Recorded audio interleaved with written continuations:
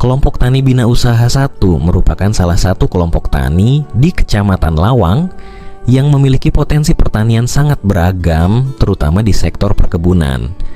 Dengan berlokasi di Dusun Jeruk Desa Sri Gading, tepatnya berada pada ketinggian 850 hingga 1000 mdpl, menjadikan wilayah ini sangat cocok bagi tanaman kopi tumbuh subur dan menghasilkan produksi kopi yang cukup tinggi, mencapai 150 ton gelondong basah atau sekitar 30 ton green bean. Perkenalkan, nama saya M. Subakir selaku Ketua PEKTAN Bina Usaha 1 di Desa Sri Gading, Kecamatan Kabupaten Malang. Dan kebetulan kami di sini di kebun kami ini yang sudah berjalan sekitar 15 sampai 10 tahun ini kebun kami yang terjadi.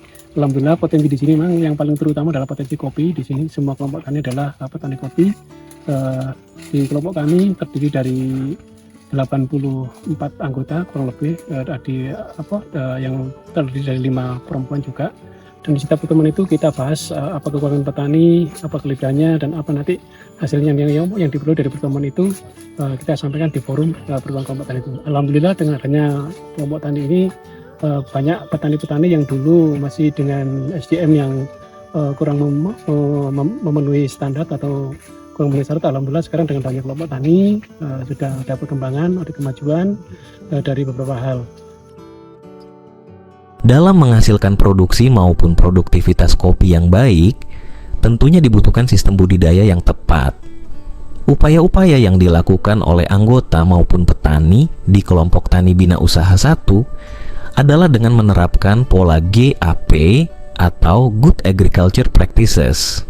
Budidaya dengan sistem GAP ini merupakan tindak lanjut dari kegiatan SLPHT dan SLGAP kopi yang bersumber dari APBD Kabupaten Malang. Adapun kegiatan-kegiatan yang dilakukan antara lain: 1. Pemupukan kopi. Pemupukan pada tanaman kopi dilakukan setahun 2 kali, yaitu pada awal dan akhir musim hujan. Dosis pupuk yang diberikan ditentukan berdasarkan analisis tanah atau daun. Namun, karena di POKTAN Bina Usaha 1 belum ada analisis tanah sehingga menggunakan dosis sesuai anjuran. Dosis pupuknya berapa, Pak? Kalau Radini itu memakai pupuk NPK, dilanjutkan dengan kehabisan pupuk itu memakainya secara 1,5 on per pohon. Itu. Pemupukan NPK 100 gram per pohon dan ZA 50 gram per pohon yang dilakukan di awal musim penghujan dan akhir musim hujan. Pemupukan sangat penting dilakukan terutama dalam meningkatkan produksi dan mutu hasil, serta mempertahankan stabilitas produksi yang tinggi. Kedua, pembuatan rorak. Rorak adalah lubang yang dibuat di samping tanaman kopi.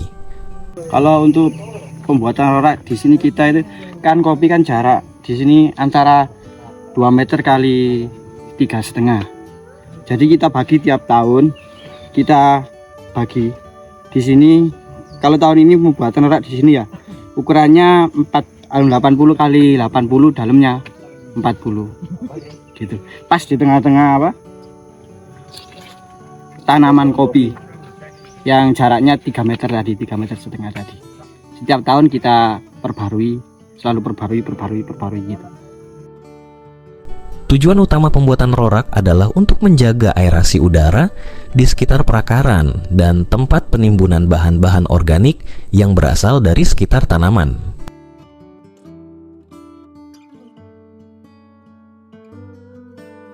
Ketiga, pengendalian OPT. OPT yang sering menyerang pada tanaman kopi di wilayah kami adalah hama PBKO atau penggerek buah kopi. Menurut saya dan menurut orang sini yaitu petik bubuk. Petik bubuk yaitu pertama awal kopi yaitu memetik buah yang sudah matang. Yang kedua yaitu petik racutan. Petik racutan yaitu dibersihkan agar buahnya bersih di pohonnya. Yang ketiga yaitu petik lelesan. Itu. Upaya pengendalian yang dilakukan secara kultur teknis dengan memutus daur hidup meliputi petik bubuk atau mengawali panen dengan memetik semua buah masak, baik yang terserang maupun tidak. sekitar 15 sampai 30 hari menjelang panen besar. Kemudian lelesan. Lelesan yaitu pemungutan semua buah kopi yang jatuh di tanah, baik yang terserang maupun tidak. Keempat, pemangkasan. Pemangkasan pada tanaman kopi sangat perlu dilakukan saat ini, dimaksud untuk membentuk cabang produksi, mempermudah pengendalian hama, dan mengurangi terjadinya fluktuasi produksi yang tajam. Jenis pemangkasan adalah pangkas bentuk dan pangkas lewat panen atau pemeliharaan. Ini pemangkasan ranting yang dinamakan ranting cacing. Kayak gini.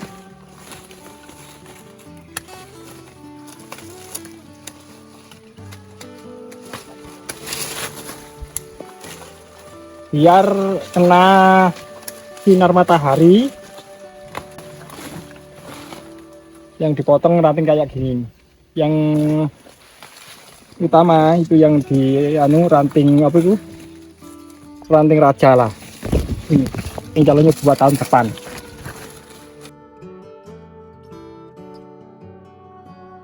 Pada setiap gelas kopi yang kita minum ada cerita unik di prosesnya. Mulai dari jenis kopinya, asal perkebunannya, pengolah kopinya, proses pasca sampai panen yang diterapkan hingga metode sangrainya. Jadi kita sekarang di pasca panen ya.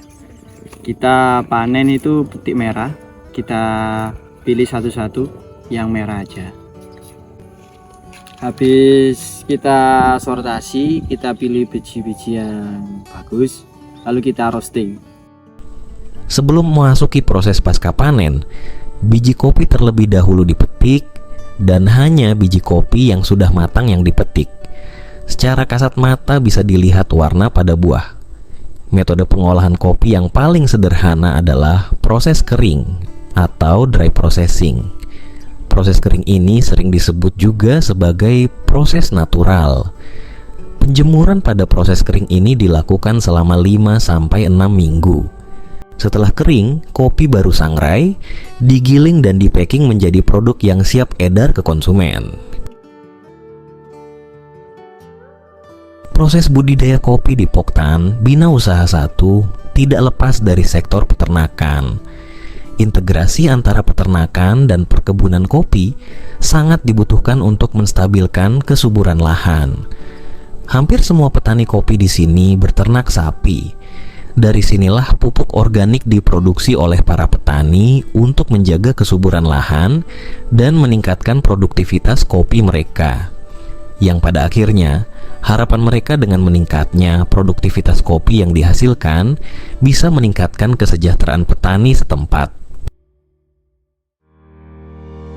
Dengan adanya video ini diharapkan mampu menambah semangat serta wawasan dalam melakukan budidaya, khususnya bagi petani kopi di Desa Sri Gading dan petani kopi pada umumnya, sehingga meningkatkan kesejahteraan melalui hasil panen yang meningkat.